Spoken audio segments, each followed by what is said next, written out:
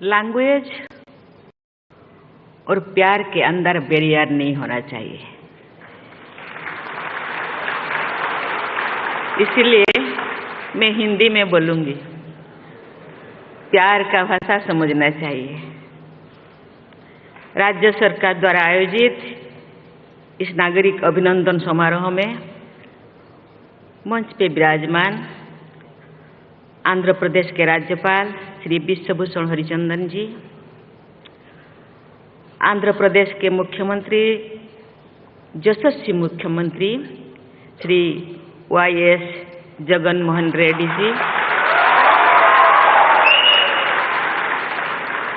केंद्रीय संस्कृति पर्यटन और उत्तर पूर्वी विकास मंत्री श्री जी किशन रेड्डी जी, आंध्र प्रदेश के उच्च न्यायालय के मुख्य न्यायाधीश श्री जस्टिस प्रशांत कुमार मिश्रा जी, उपस्थित जनप्रतिनिधिगण, गणमान्य अतिथियों, आंतरिक नमस्कारम। मैं अभिमानानिकी धन्यवाद।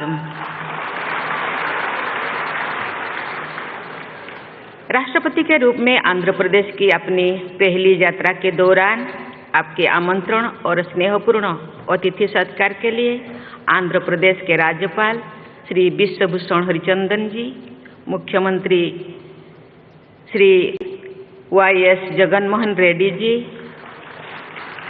और आंध्र प्रदेश के लगभग 5 करोड़ निवासियों को मैं बहुत बहुत धन्यवाद देती हूँ। तिरुमला तिरुपति से सभी देशवासियों को आशीर्वाद देने वाले भगवान श्री वेंकटेश्वर बालाजी की पवित्र धरती पर आने को मैं अपना परम सौभाग्य मानती हूँ। काल मैं तिरुपति मंदिर में श्री बालाजी से सभी देशवासियों के कल्याण हेतु प्रार्थना करूंगी और मुझे विश्वास है कि भगवान मेरी प्रार्थना अवश्य स्वीकार करेंगे। विजयवाड़ा के इस क्षेत्र को देवी कनक दुर्गा का विशेष आशीर्वाद प्राप्त है। गोदावरी, कृष्णा, पेन्नर, वंशधरा और नागावली जैसे नदियों ने आंध्र की धरती को सिंचित किया है और यहाँ की समृद्ध परंपराओं को प्राणशक्ति प्रदान की है। हम सभी देशवासियों को अपनी नदी माताओं की स्वच्छता और संरक्षण के लिए सदैव तत्पर रहना चाहिए। महान बौद्धिक दार्शनिक नागार्जुन के नाम पर नागार्जुन सागर परियोजना का विकास प्रगति के विरासत से जुड़े रखने का बहुत अच्छा उदाहरण है। नागार्जुन कोंडा और अमरावती में भारत को आध्यात्मिक विविधता का परिचय तो मिलता ही है, साथ ही हमारा देश की श्रेष्ठ कला परंपरा का दर्शन भी होता है। विजयवाड़ा के निकट ही स्थित कुचिपुड़ी गांव से भारत की एक महान नृत्य कला विकसित हुई और इस गांव का नाम हमारी सांस्कृतिक परंपरा में सदा के लिए अंकित हो गया। तेलुगु भाषा और साहित्य की समृद्ध परंपरा से सभी देशवासी परिचित हैं। देश भाषा लोंदु तेलुगु लेसा।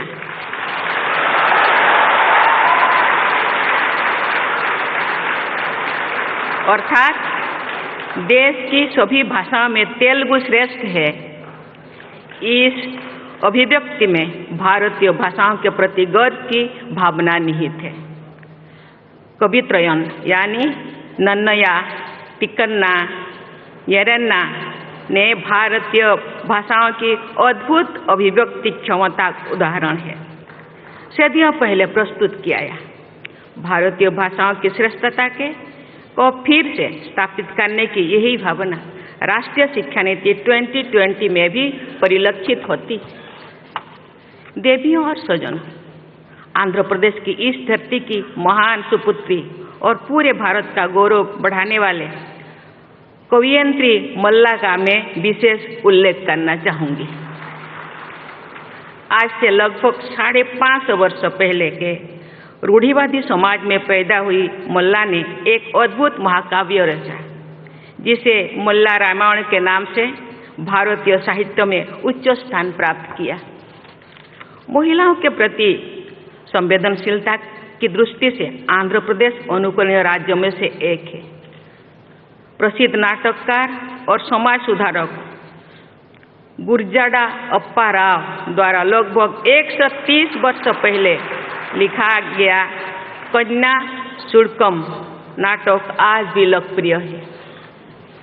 आंध्र प्रदेश में जन्म लेने वाली दुर्गाबाई देशमुख ने आज से लगभग 100 वर्ष पहले महिलाओं की उन्नति तथा स्वाधीनता संग्राम में उनकी भागीदारी के लिए अनेक प्रयास किए। उन्होंने आंध्र महिला सभा की स्थापना की तथा समाज कल्याण के बहुत से कार्य किए। दुर्गाबाई देशमुख से भी पहले आंध्र के बहू सरोजिनी नायडू ने महात्मा गांधी के नमक सत्याग्रह में अग्रणी भूमिका निभाई, जिसके कारण उन्हें कारावास का दंड भी दिया गया था। स्वाधीन भारत में किसी भी राज्य की पहली महिला राज्यपाल के रूप में उन्होंने उत्तर प्रदेश में कार्यभार संभाला था। जब मुझे झारखंड के राज्यपाल पद की जिम्मेदारी सौंपी गई तो मैं पूरी विनम्रता से ये बात हमेशा याद रखती थी कि सरोजिनी नायडू जैसी महान महिलाओं ने जो आदर्श प्रस्तुत किए हैं, उनके अनुसार साहसपूर्वक कार्य करना तथा जन सेवा में लगे रहना ही देश की सेवा करने का सही रास्ता है। महिला सशक्तिकरण तथा राष्ट्र निर्माण के संदर्भ में अपनी पैतृक भूमि आंध्र के निवासियों के प्रगतिशील और उदार दृष्टिकोण को व्यक्त करते हुए भारत के दूसरे राष्ट्रपति भारत रत्न से सम्मानित डॉक्टर सर्वपल्ली राधाकृष्णन की कुछ पंक्तियों को मैं आपके सामने प्रस्तुत करना चाहूँगी। Doctor Radhakrishnan has said, and I quote, "We the Andhras are fortunately situated in some respects. The hold of conservatism is not strong. Our generosity of spirit and openness of mind are well known. Our women are relatively more free." Uncut। Doctor Radhakrishnan के अलावा आंध्र प्रदेश से जुड़ी भारत रत्न से सम्मानित पूर्व राष्ट्रपति Shri we गिरी तथा पूर्व राष्ट्रपति श्री नीलम संजीव रेड्डी को याद करके मैं विनम्रता से भर जाती हूँ। ऐसी विभूतियों का स्मरण करना कर्तव्य पालन के सहायक होता है। देवियों और स्वजनों, आज़ादी का अमृत महोत्सव मनाने के इस ऐतिहासिक दौर में सभी देशवासी ये याद करते हैं कि हमारे देश के स्वाधीनता संग्राम में आंध्र के लोगों ने बढ़ चढ़कर हिस्सा लिया था। इस वर्ष मणियम बिरुड्डू अल्लूरी सीताराम राजू गारू की 125वीं जयंती भी मनाया जा रहा है।